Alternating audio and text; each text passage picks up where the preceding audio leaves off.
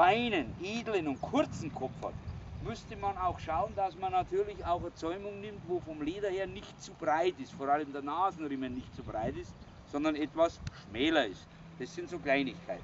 Das Zeug natürlich tipptopp in Ordnung, die Kleidung in Ordnung, das Schuhwerk entsprechend passend. Beim Einmustern, da ist wichtig, dass ich feste Schuhe anhabe. Da kann ich ja ruhig mit Bergschuhen gehen oder zumindest Stahlkappenschuhe. Ja, es ist auch so, dass wenn es am Tag X drauf ankommt, ich laufe mich ja viel leichter. Merkzeug, Leute, gerade wenn ich einen habe, den ich nicht trauen kann, dafür mache ich das am Anfang, dass wenn ich Halt sage, die Kisten steht oder was auch immer, ist ja wurscht, unter leichte Hilfe, durchparieren. Die Kurzbeinigen machen 2 Schritte, drehen sich rum, stehen leicht gespreizt vom Pferd. Die Langbeinigen machen mit dem rechten Fuß einen Schritt vor, drehen sich rum, stehen leicht gespreizt vom Pferd. Und zwar aus dem Grund, es ist immer gefährlich. Gerade wenn Sonnenschirm da sind und flattert ein bisschen und du drehst dich um und gehst schon rückwärts und da tut irgendwas.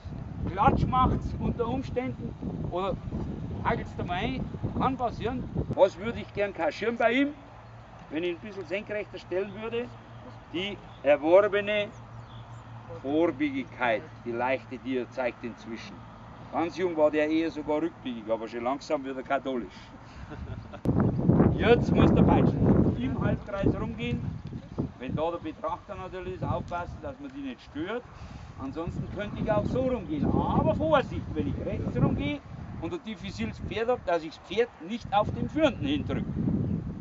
Kommt immer darauf an, wie das Pferd reagiert. So, zurück an die. Habt ihr die Zügel aufgemacht, oder? Ja. Das Zügel aufmachen hat seinen Vorteil und hat seinen Nachteil, Leute. Gell? Vorteil den, dass er einen Zügel nicht so leicht abreißt, es sei denn, er tritt direkt auf einen Teil drauf, wenn er mal auskommt. Aber Nachteil auch häufig den, dass du nicht so leicht erwischt. Kommando. Und da muss der Peitschenführer schon da sein. So, brav. Immer das Pferd beachten. Nicht anschauen, das Pferd und fleißig zugehen.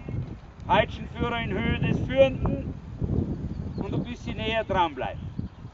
Peitschenführer beim Wenden ausholen. Kommando aufpassen, Hals nach rechts. Beim Wenden muss sich der rechts stellen. Und wenn der vorher schon sich so links stellt, das ist nur beim Reiten oder vorne auch, kann die Wendung nicht in Stellung und Biegung sein. Gibt's nicht. Komm. Ja, fleißig so. Und jetzt schon schauen. Jetzt schon war die Führungshand eigentlich nicht ruhig genug. Habt ihr das gesehen? Dass das schon so geht. Das Pferd muss sich frei präsentieren können. So, jetzt muss der Peitschenführer aufpassen, dass er da dann ausholt und sich beeilt.